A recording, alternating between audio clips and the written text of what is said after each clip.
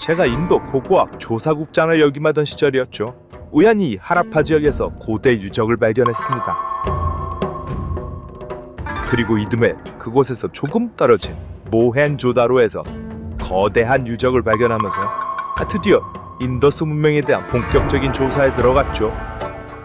근데 그 유적들이 모두 인더스 강변에 집중이 되어 있었습니다. 그러다 보니까 인더스 문명이라고 우리가 부르게 된 거고요. 요즘 인도에서는 하라파 문명이라는 이름을 훨씬 더 선호합니다. 왜냐하면 인더스 강 쪽이 대부분 파키스탄 영토로 편입이 된 상황이어서.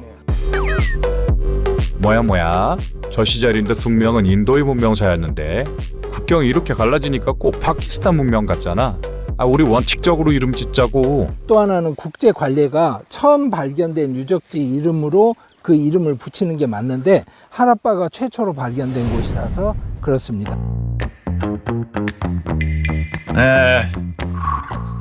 하라파 문명은 좀 이름이 생소해도 다들 학창시절 교과서에서 제 얼굴 한 번씩 보셨죠? 제가 바로 하라파 모헨조다로의 얼굴이라 해도 과언이 아닐 겁니다.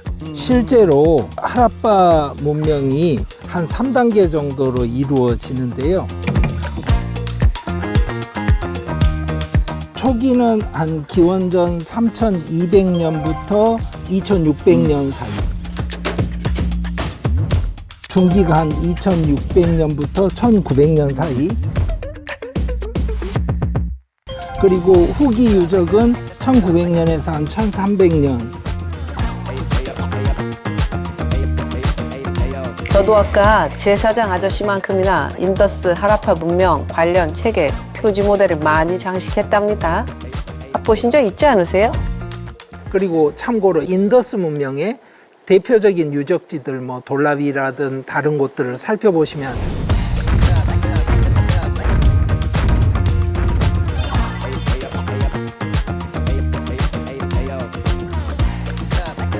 재밌는 게 뭐냐면 왕궁 같은 소위 말하는 모누멘탈한 건축이 없습니다. 아, 그래요?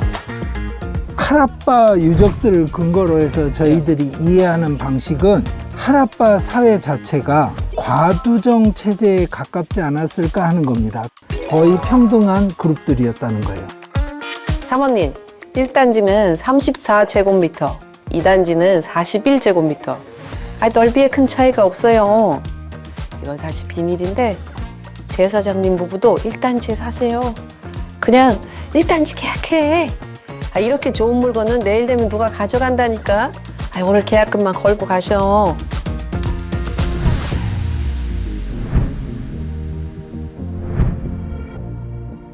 그 예전 자료에는 이 인더스밸리 그 문명이 아리아들의 침략 때문에 멸망했다 그런 얘기들이 있는데 요즘은 이제 그런 이야기를 주장하는 사람도 없습니다. 저 뒤에 보이시죠? 선동의 대장 히틀러가 독일 국민을 교합하려고 자기네 민족이 아리안족이고 우월한 인종이니 하면서 오용하는 바람에 잘못 묘사되곤 했는데 진짜 억울하다니까요. 아리안은 인종이 아니라 인도, 유럽어를 쓰는 어족, 문화적 구분을 짓는 말이 더 정확하다고요.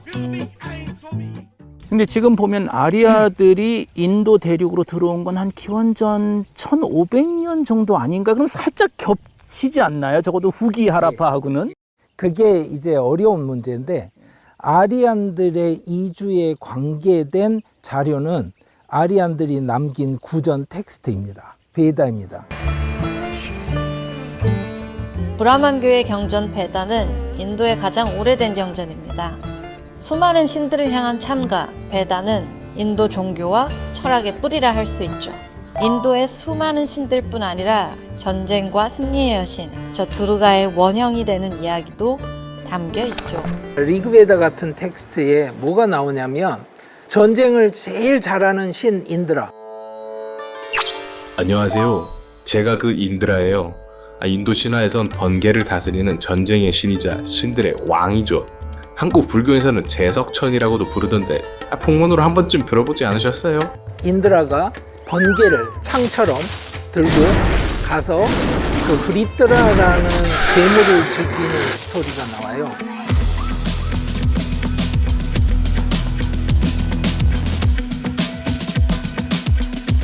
적을 물리치는 이야기가 많다 보니까 오해가 생겼습니다.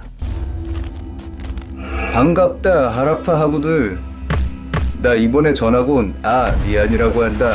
너 여기에서 싸움 제일 잘하는 녀석이 누구야? 우린 싸움 같은 거 모르고 살았는데. 아니 모르면 맞아야지. 아리안들이 인도로 이주해가는 과정에서 전쟁을 해서 그 현주민들을 다 복속을 시켜서 아마 하층민으로 삼았을 거다. 그러니까 이거는 정복전쟁이었다. 네네. 그러니까 아리안들의 침공이었다. 네. 이게 오해이고요. 아, 그게 아닌가요? 예, 전혀 아닌 거죠.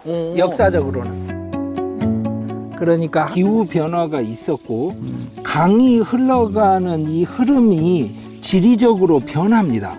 그러다 보니까 그 강에 접해서 구성된 도시는 지속 가능하지가 않죠. 그렇게 해서 이미 하라파 도시 문명은 없어진 상태에서 아리안들이 이주해 왔다는 것이 요즘 학자들의 전반적인 합의입니다. 자, 잘 들었죠? 우리가 인도를 폭력으로 지배했다는 이야기는 오해라니까요. 아주 적은 수의 아리안들이 이주를 해왔고 네네. 그 사람들이 굉장히 높은 대접을 받습니다. 그러니까 아리안들이 인도로 들어올 때 네. 소위 말해서 킬러 컨텐츠를 가지고 있었단 말입니다. 마차바퀴. 네. 지금 자전거처럼 살이 있는 네. 고속 주행용 마차바퀴인데 그걸 만들 수 있는 노하우를 가지고 넘어온 겁니다. 아, 그러면 그 전에 바퀴들은 통으로 다 하나로 만든 거죠? 그럼 빠르게 못 다니잖아요, 그렇게 하면. 그러니까 아주 문화적으로 세련된 사람들로 인정을 받아요. 사실 이랬던 겁니다. 안녕. 나 이번에 하라파로 전학 온 아리안이야. 뭐야, 전학생? 어떻게 생긴 뭐가 친구냐? 후광 때문에 얼굴이 잘 안 보여. 겁나 세련됐어. 그러니까 정복의 과정이기보다는 아리안 문화를 이 토착민들이 흉내내기 시작하면서 따라가는 과정이 되는 겁니다.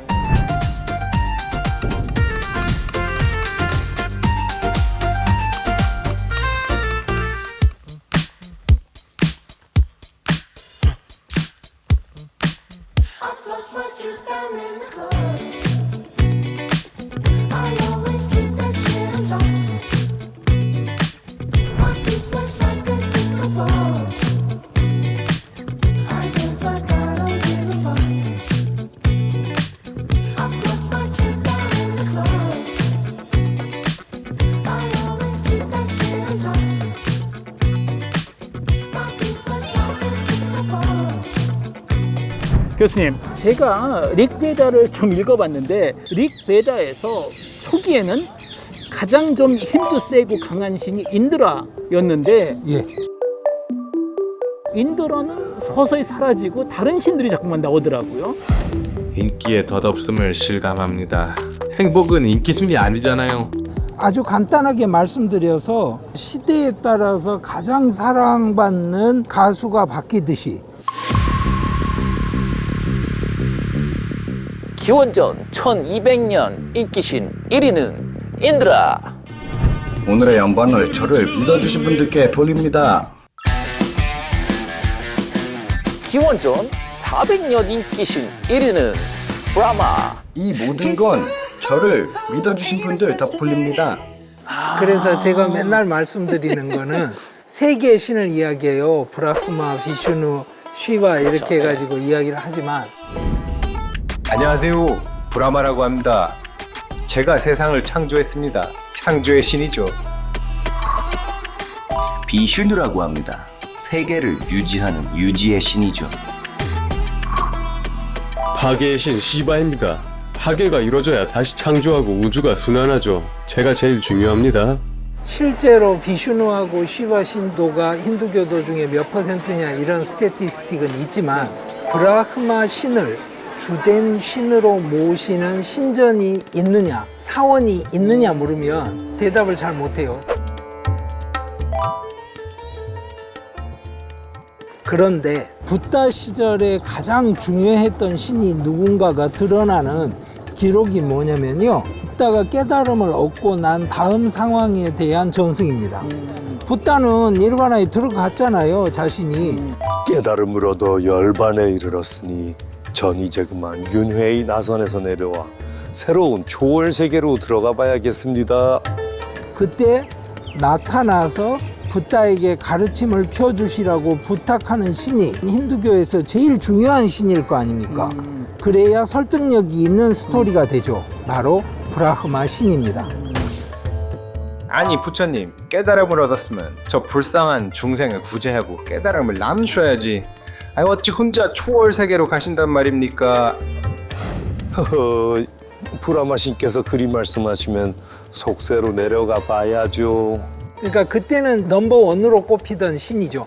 아주 전형적으로 제가 드는 예는 1972년에 산토시마라는 여신의 이름을 제목으로 단 영화가 너무너무 히트였어요.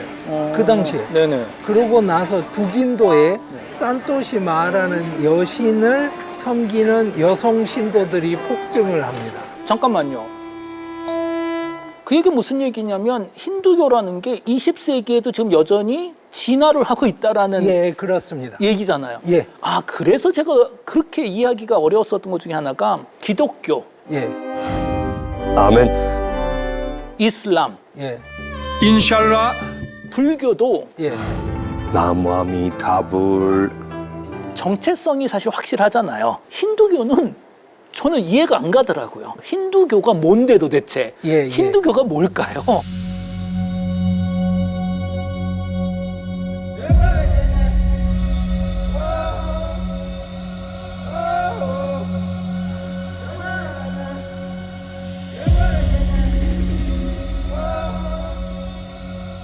그 용어부터가 이미 이제 복잡한 출발인데요. 네. 원래 힌두라는 단어는 그 당시 아리안들이 인더스 강을 부를 때 신두라고 불렀어요. 신두라는 말 자체가 어원적으로는 큰 물이라는 뜻이에요. 그러니까 자기들이 큰 강이라고 생각을 했던 거죠. 그런데 그동안 즐거웠고 나 전학 간다. Teilweise von den 문화인 아리아나. 여기 페르시아고가 내 새로운 학교인가? 반갑다 친구들. 신두 고등학교에서 전학 온 아리안이라고 한다. 힌두 고등학교에서 왔다고? 아니 심두 고등학교에서 왔어. 그러니까 힌두 고등학교. 심두 고등학교. 아이 모르겠고 우린 시옷 발음 히읗으로 하니까 오늘부터 네 별명은 힌두. 참 니들이랑 말이 안 통한다. 그리스고로 전학 가야겠어. 반가워. 아리안이라고 해. 신두 지방 출신이라니까 저번 학교에서 페르시아 녀석들이 멋대로 날 힌두라고 부르더라고. 인도라고 했다고? 아니 힌두라고. 아니지 힌두도 아니고 내 이름은 아리안인데. 아이 됐고 이름보다 출신이 중요한데 우리는 히읗은 무궁 처리하는 경우가 많아. 편하게 인도라고 할게. 인도. 그러니까 지금 인디아라고 부른 이름의 궁극적인 뿌리는 네네. 사실은 우리가 힌두이즘이라고 부르는 그 힌두라는 말하고 다 있는 겁니다. 그게 사실 오늘날 인도 사람들이 이해하는 힌두는 아닐 거 아니에요. 그렇죠. 오늘날 사는 인도인들은 도대체 힌두 또는 힌두이즘을 어떻게 이해하고 있나요? 원래 고대의 인더스강 주변에 살던 아리안들은 힌두이즘을 아리안의 다르마를 지키는 것이라고 생각했죠.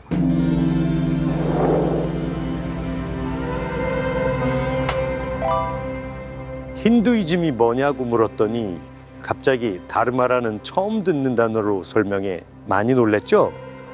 사실 다르마는 한국에서도 익숙한 개념인데 달마대사 할 때 달마가 바로 그 다르마의 한자 음자예요. 한자 문화권에서는 법으로 해석하죠. 그렇다면 인도에서 다르마가 무엇이냐 묻는다면 아리안들의 다르마는 모든 아리안이 다 다릅니다. 그래요? 가장 보편적인 해석이라고 한다면 사회 종교적인 규범, 이걸 다르마라고 하는 겁니다. 그러니까 사회 종교적 역할에 따라 각자의 맡은 바 소임이 있는 거고 그에 따른 개개인이 모두 다른 다르마를 따르는 것이죠. 왕에게는 왕의 다르마가, 사제에겐 사제의 다르마가, 상인에겐 상인의 다르마, 고대 힌두어에서 다르마는 그렇게 각자의 삶의 기준이 되는 개념이었습니다. 현대 힌디어에서는 다르마라는 표현을 영어의 religion의 번역으로 씁니다. 종교로. 예, 왜 그러냐면 당신은 뭘 믿고 상황마다 도덕적인 판단을 하세요. 그러면 내 기준은 기독교 윤리예요. 우리가 다르마라고 부르는 걸 영국 사람들은 religion이라고 부르는 것 같네. 이렇게 된 겁니다. 그렇게 다르마를 지키며 산다는 것은 힌두교라는 종교로 변모했죠. 그 과정에서 힌두교가 갖는 수많은 종교적 개념과 논리가 생겨났던 거죠.